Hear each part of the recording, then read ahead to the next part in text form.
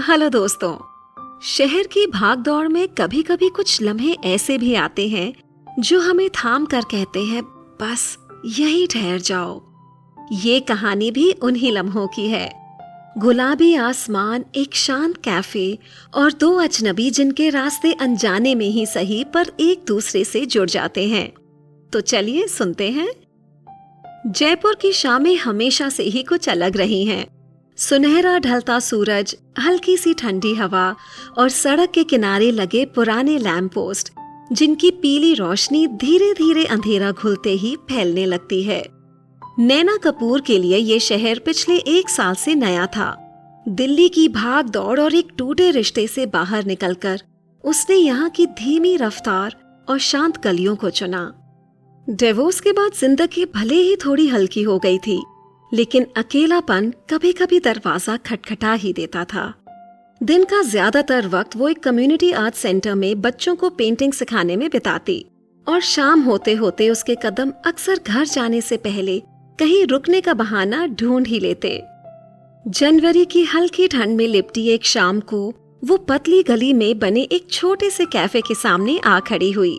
कोई चमक धमक नहीं, बस बड़े कांच की खिड़कियों से छनकर आती पीली रोशनी, दीवारों पर पुरानी किताबों की कतारें, दरवाजे पर हिलती विंडचाइम की मधुर आवाज, लकड़ी की कुछ सिंपल टेबल्स और अंदर बजता हल्का जैज म्यूजिक जैसे उसे रोकने की कोशिश कर रहा हो।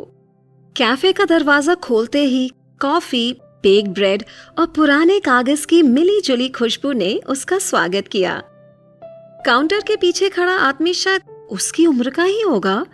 हल्की दाढ़ी, साधारण सी नीली शर्ट और चेहरे पर वो सुकून जो शहर की जल्दबाजी से अलग होता है। पहली बार उसने मुस्कुराते हुए पूछा।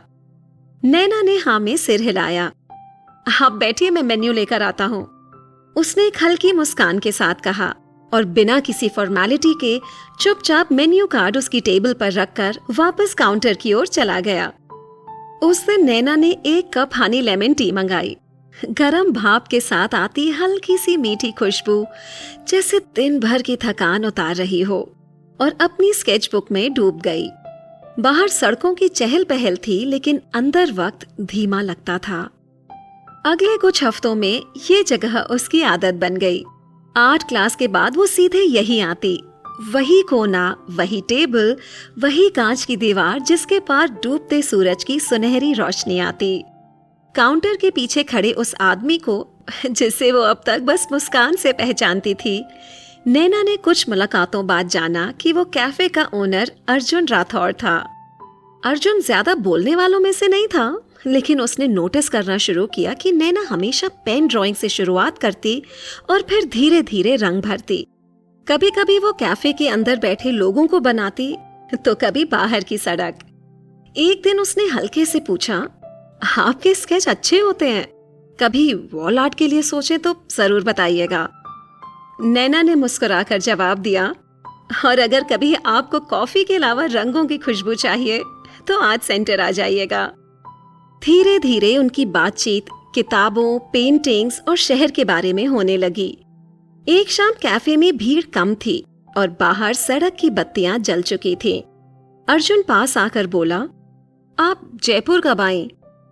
लगभग 1 साल पहले, नैना ने अपनी स्केचबुक बंद करते हुए कहा।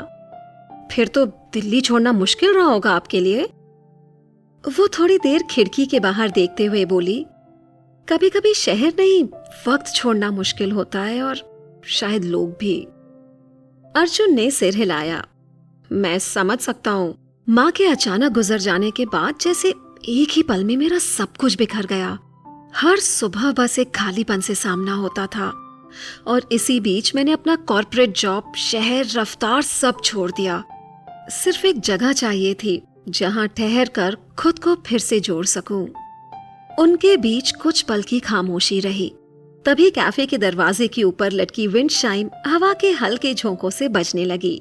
एक हल्की मधुर आवाज जैसे उस चुप्पी को तोड़ भी रही थी और भर भी रही थी। नैना स्माइल करते हुए बोली, शायद हम दोनों अपनी अपनी जगह फिर से बना रहे हैं। अर्जुन ने कॉफी का कप आगे बढ़ाते हुए कहा, और शायद ये कैफे और आपकी पेंटिंग्स उसी सफर का हिस्सा हैं। उस दिन के बाद उनके बीच कुछ खुलापन आ गया। कभी अर्जुन उसकी स्केच बुक देखता तो कभी नैना उसके शेल्फ पर रखी किताब उठा लेती। अर्जुन को पुरानी कहानियों के साथ साथ कॉफी बीन्स के अलग अलग स्वाद पर बात करना पसंद था और नैना को रंगों की बारीकियों के बारे में बोलना। उनकी बातें कभी लंबी नहीं होती, लेकिन रुक रुक कर जैसे किसी पुराने गाने की धुन की तरह। एक शाम नैना ने बताया कि अगले हफ्ते उसकी पेंटिंग्स एक लोकल आर्ट एग्जीबिशन में लग रही हैं। अर्जुन ने बस इतना कहा, अच्छा है, शायद आ जाऊं। नैना को लगा शायद वो बस फॉर्मेलिटी में कह रहा है, लेकिन एग्जीबिशन के दिन जब वो एक गेस्ट से बात कर रही थी, उसने भीड़ में अर्जुन को खड़ा देखा। वही नीली शर्ट, हाथ में कॉफी का कप, चुपचाप उसकी पेंटिंग्स देख रहा था।